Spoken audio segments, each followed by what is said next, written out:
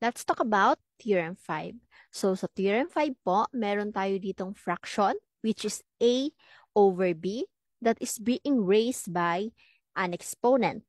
So, kapag ganito pong case, we can just distribute the exponent to the numerator and denominator. So, magiging siyang A raised to N over B raised to N.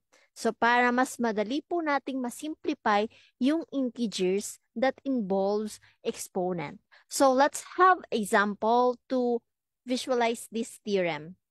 Example, we have here, open and close parentheses, 2 over 3 raised to 5. So, we can just simplify it by distributing 5 into its numerator and denominator. So, it will be 2 raised to 5 over 3 raised to 5.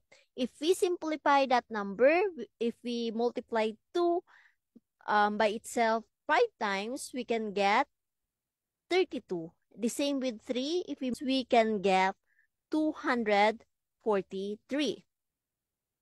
Now, let's have this another example. Oh, what if we have here variable instead of a number?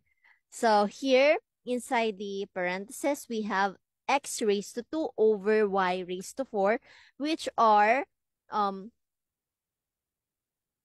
raised to 3. So again, we can just distribute the exponent to the numerator and denominator. So ngayon, distribute na natin yung exponent.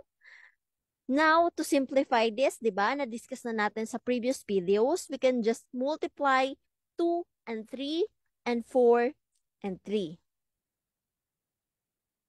So, x raised to 2 times 3, y raised to 4 times 3. So, we can have this final answer, x raised to 6 over y raised to 12.